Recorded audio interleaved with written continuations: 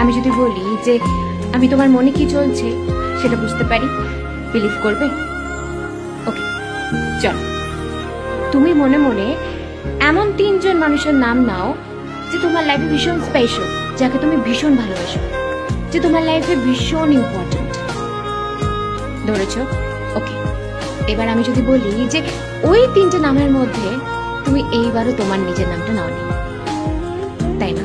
দেখলে কেমন বলে দিলাম তোমার মনের কথাটা? এটাই হয়, অনেক সময় আমরা অন্যদেরকে এত বেশি প্রায়োরিটি দিই, এত বেশি ভ্যালিউ দিই, এত বেশি ভালোবেসে ফেলি যে আমরা নিজেদেরকে প্রায়োরিটি দিতে ভুলে যাই। অদ্ভুত ব্যাপার কি বলতো, যে আমরা সবসময় অন্যদেরকে আগে রাখি, নিজেদের থেকেও আগে রাখি, সবসময় অন্যদের কথা ভাবি, নিজেদের কথা ভাবি না। पहले भी मैं तुमसे मिला हूँ,